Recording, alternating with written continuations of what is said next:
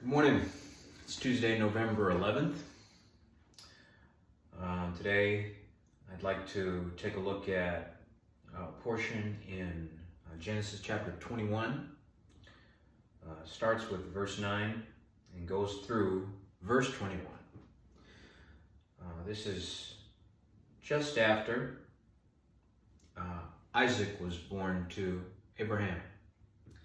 Now, for those of you familiar with the story, Abraham was 100 years old when he had the son promised to him by the Lord, which was represented by the three gentlemen we discussed earlier. So there's a lot that happens in these few chapters as it pertains to God interacting directly with Abraham. And the reason why I feel like it's important is that Abraham's family, his father, whose name was Terah, T-E-R-A-H, and his brother Nahor, and he had another brother, I believe, as well, they were a family of idol makers. They literally made idols and sold them. That was their business. So God called Abram at the time, A-B-R-A-M, called him out of that family business to seek the purpose of the true Creator. Okay? And this is the beginning of Judaism. So it is not a birthright, it is a calling. It is a relationship with the Creator directly that the Creator initiated.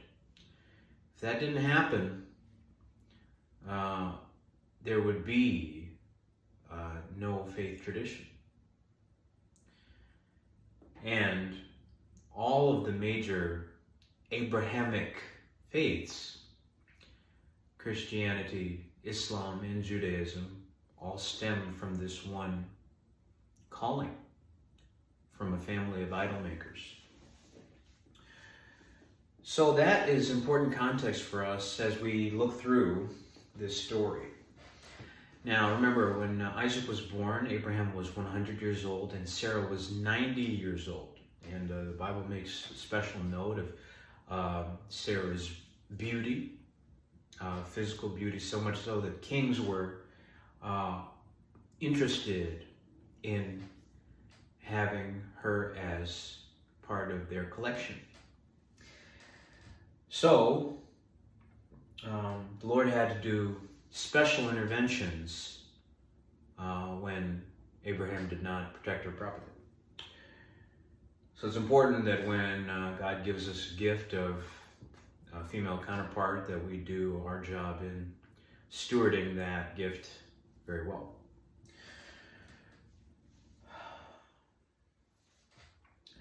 So when that miracle happened of Isaac's birth, there was the previous issue of Abraham and Hagar. Now remember, Hagar was a servant woman of Sarah. Hagar was a servant woman of Sarah. And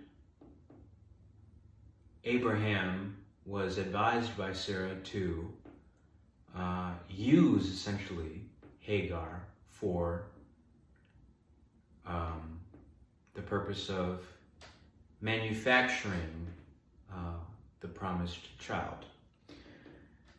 And the physical act worked, and that's where Ishmael came from.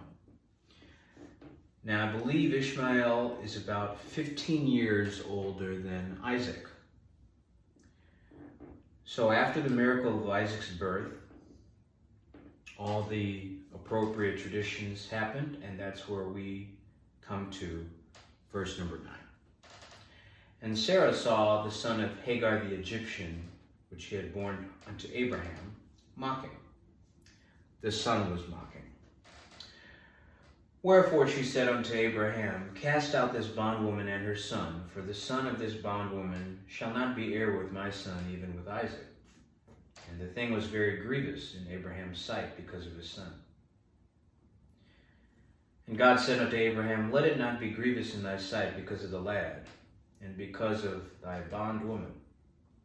And all that Sarah hath said unto thee, hearken unto her voice, for in Isaac shall thy seed be called. And also of the son of the bondwoman will I make a nation, because he is thy seed.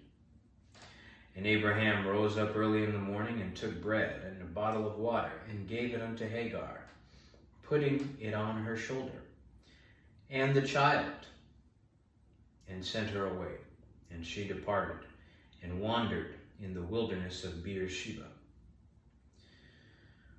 And the water was spent in the bottle, and she cast the child under one of the shrubs. And she went and sat her down over against him a good way off, as it were a bow shot. For she said, Let me not see the death of the child. And she sat over against him, and lifted up her voice, and wept. And God heard the voice of the lad. And the angel of God called Hagar out of heaven, and said unto her, What aileth thee, Hagar? Fear not, for God hath heard the voice of the lad where he is. Arise, lift up the lad, and hold him in thine hand, for I will make him a great nation. And God opened her eyes, and she saw a well of water, and she went and filled the bottle with water, and gave the lad drink. And God was with the lad, and he grew and dwelt in the wilderness, and became an archer. And he dwelt in the wilderness of Paran, and his mother took him a wife out of the land of Egypt.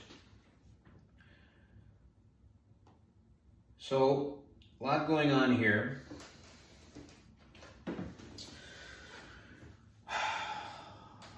In the movie ATL, there's kind of a comical character that's, I believe it's the uncle of T.I. and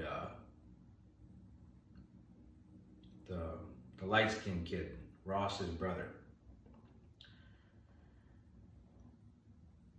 He's kind of always, bumbling around, and he's more comic relief in the movie. But closer to the end of the movie, he becomes a sort of advisor. And he mentions that in all the situations that we go through, it's really all about the feelings. And that's kind of what we're observing here as well. It's very interesting how humble we can be when we are in need. When it seems like we have everything we want except for that one thing. First, Samuel begins with a similar kind of rivalry between Peninnah and Hannah, the two wives of I believe his name was Elkanah. Peninnah had several children, and Hannah was barren in her womb. So Hannah was very fervent in her prayer, to the point where the priest Eli thought she was drunk when she was praying without making any audible noises. But the Bible says the Spirit of God makes utterance for us when we don't know what to say. And so, even in terms of prayer, it's God that has to do the work. Our righteousness is as filthy rags. It doesn't mean that you go into a public place and, put your bare feet on the table. That's disgusting. You should still carry yourself with some semblance of dignity. But the Lord looks at your heart.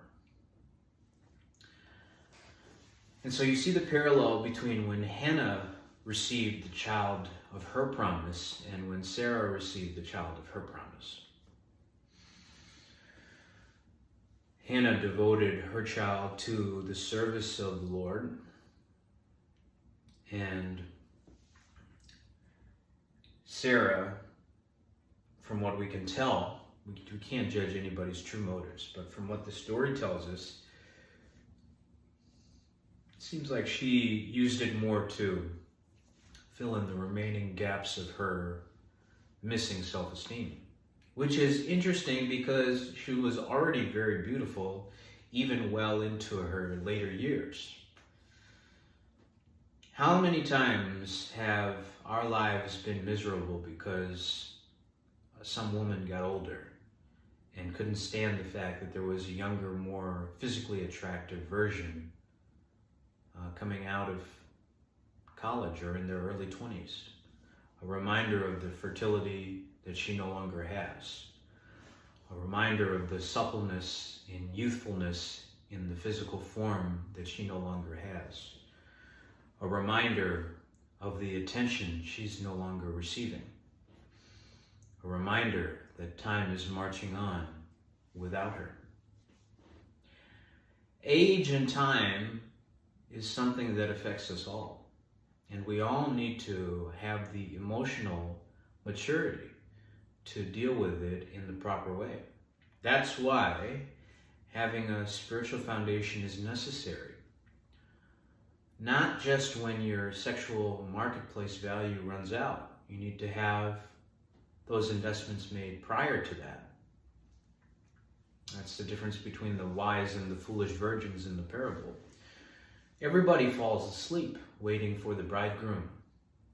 But when the notification comes that the bridegroom is arriving, those with the preparation of extra oil can light their lamps without a problem. Okay?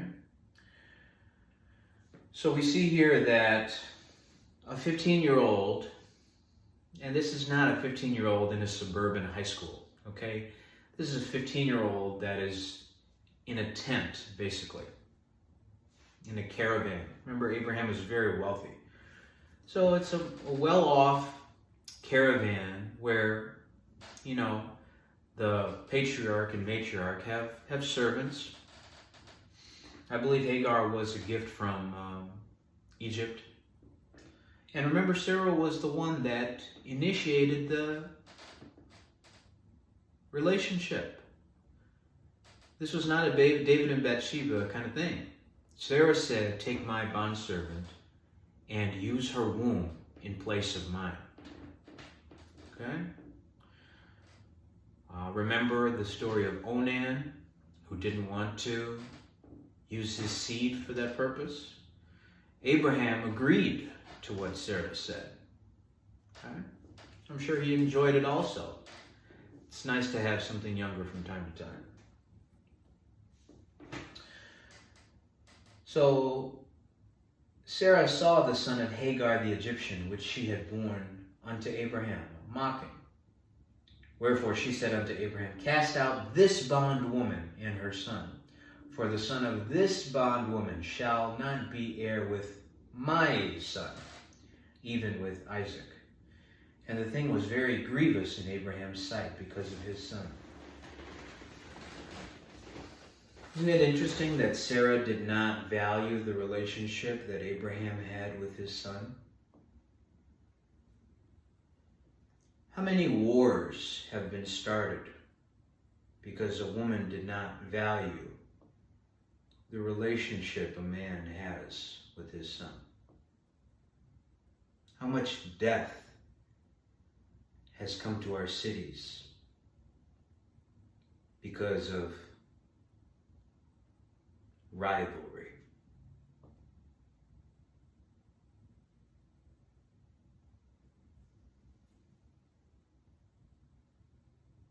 And God said unto Abraham, "Let it not be grievous in thy sight because of the lad."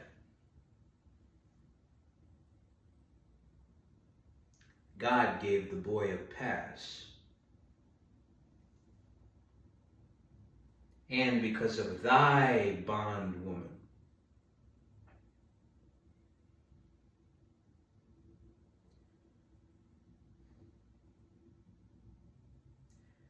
In all that Sarah hath said unto thee, hearken unto her voice. For in Isaac shall thy seed be called. God did not forget his promise, but neither did he disrespect Abraham's love for his son.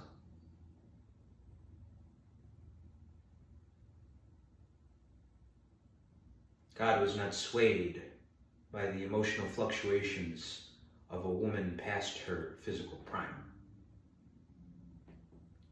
Neither should we make our decisions based off the fleeting feelings of women past their prime.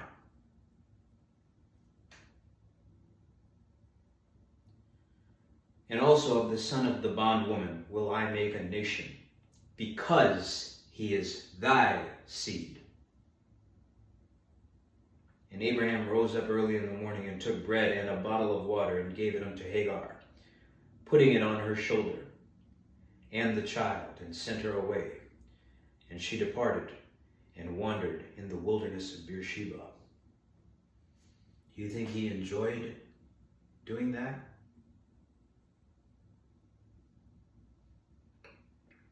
Better to sit on the corner of a rooftop than to live in the house with a quarrelsome woman.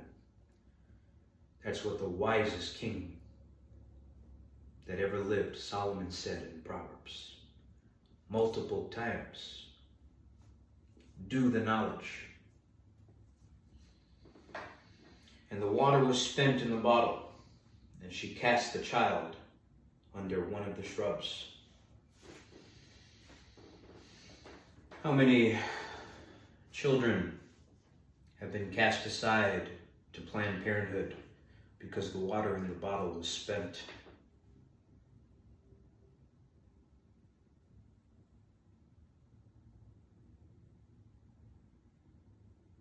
Should we live in a world where it is impossible to raise a child properly in the wealthiest nation on earth?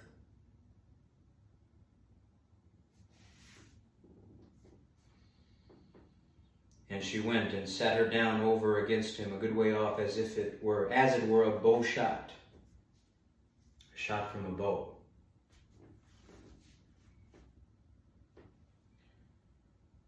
For she said, let me not see the death of the child. And she sat over against him and lifted up her voice and wept. This is Hagar weeping. But verse 17 reads the following. And God heard the voice of the lad. And the angel of God called Hagar out of heaven and said unto her, what aileth thee, Hagar? Fear not, for God hath heard the voice of the lad where he is. Hagar lifted her voice to heaven, and God responded to the unheard voice of the lad.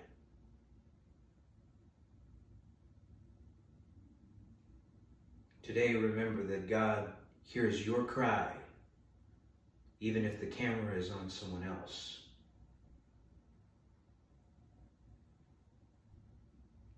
Arise, lift up the lad, and hold him in thine hand, for I will make him a great nation.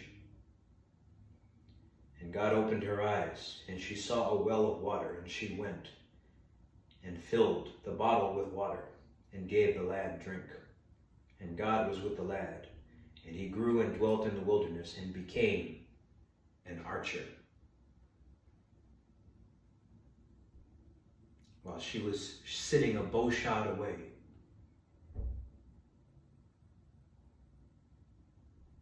the Lord gave her an archer.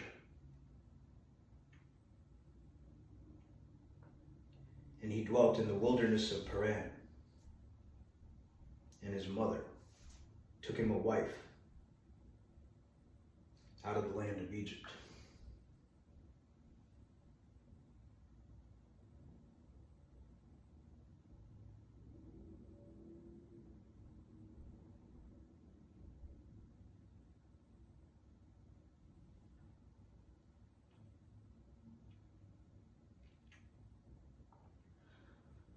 The Lord treasures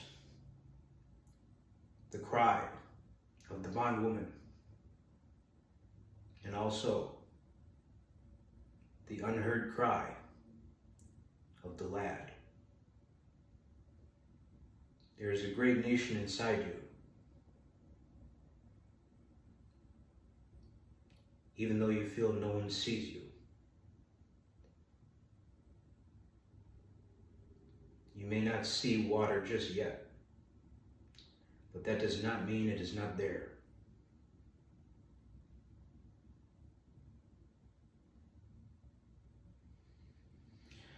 We must go to war today against our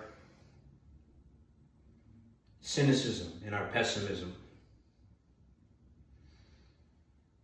Go to war with the right weapons. If God gave you a bow and arrow, use it. If He gives you a sword, use it. But do not use it to mindlessly destroy others. Use those tools to hunt for your individual purpose, according to your individual design. And rest assured, the Lord will hear your cry.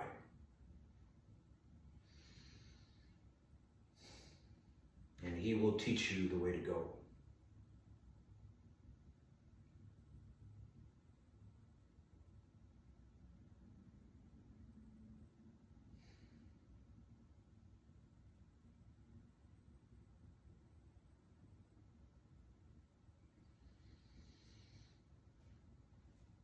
None of the bondwoman's tears will be wasted. But, if possible, let us prevent unnecessary conflict by remembering the divine order of the family. Keep authority and honor where it belongs. Let's have a good day. Be blessed.